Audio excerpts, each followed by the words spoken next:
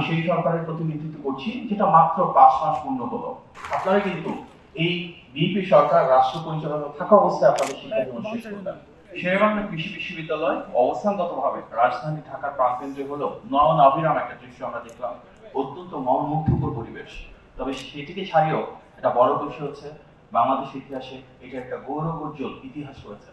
আজকে যারা আপনারা বর্ণাঢ্য বিশ্ববিদ্যালয়ে সম্পৃক্ত হয়েছেন, আপনারাও সেই গৌরবোজ্জ্বল পরিচয় অংশীদার হয়েছেন।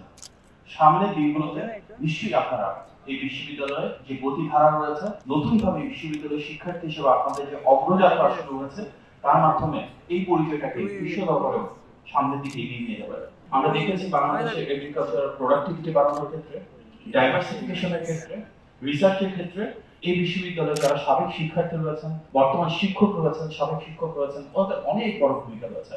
বিশ্বের বিভিন্ন জায়গায় এই বিশ্ববিদ্যালয়ে যারা অ্যালামনাই রয়েছেন, ভালো ভালো রিসার্চের কাজ করছেন, গ্রাউন্ড ব্রেকিং ইনোভেশনে তারা ইনভলভ হয়েছেন। আমরা মাননীয় প্রধানমন্ত্রী জনাব তারেক রহমানের নেতৃত্বে খাদ্যে স্বনির্ভর বাংলাদেশের লক্ষ্য স্থির করে সামনের দিকে এগিয়ে নিয়ে যায়।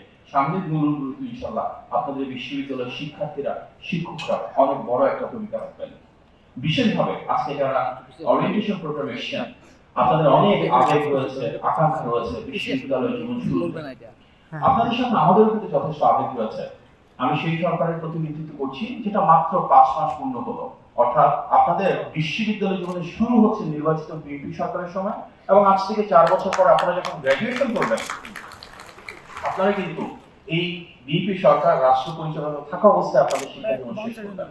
সুতরাং আমরা চাইবো আমাদের সরকারের যে নীতিমালাগুলো রয়েছে, যে বিভিন্ন প্রস্তাবনা এবং পরিকল্পনা মাননীয় প্রধানমন্ত্রী রয়েছে, সেটি যেন বাস্তবায়ন আপনাদের শিক্ষা জীবনের মধ্যে দিয়ে বহিঃপ্রকাশ ঘটে। আমি অত্যন্ত আমি বলবো অত্যন্ত গর্বিত হয়েছি যখন দেখলাম যে আমাদের এখানে সরকারের দুজন প্রতিনিধি রয়েছেন যারা আপনাদের সিন্ডিকেটের মেম্বার। আজকে যে গণতান্ত্রিক সরকারের কথা আমরা বলছি, সেখানে কিন্তু একটা দীর্ঘ পথযাত্রা রয়েছে।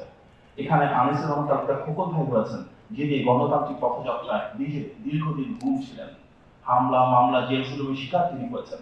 আমাদের আরেক বোন সানজিদ ইসলাম তুলি রয়েছেন, তিনিও কিন্তু তার ভাইকে গুমের শিকার হয়েছে, যিনি আজও ফিরত আসেননি। অর্থাৎ দীর্ঘদিন ধরে গুম হওয়া মানুষদের জন্য তিনি মায়ের কাঠের মাধ্যমে আন্দোলন করেছেন বাংলাদেশের গণতন্ত্র প্রতিষ্ঠার জন্য। আমরা অত্যন্ত গৌরবান্বিত যে আজকে যিনি প্রধান অতিথি হিসেবে আমাদের মাঝে উপস্থিত রয়েছেন, তিনি শুধু বাংলাদেশের অত্যন্ত গুরুত্বপূর্ণ একজন রাজনীতিবিদ না, পল্লী উন্নয়ন, সমবায় বা স্থানীয় সরকারের মন্ত্রণালয়ের দায়িত্বেই শুধু আছেন বিষয়টা না, দীর্ঘদিন ধরে তিনি গণতান্ত্রিক আন্দোলনে নেতৃত্ব দিয়েছেন, লাখো লাখো মানুষকে অনুপ্রেরণা দিয়েছেন।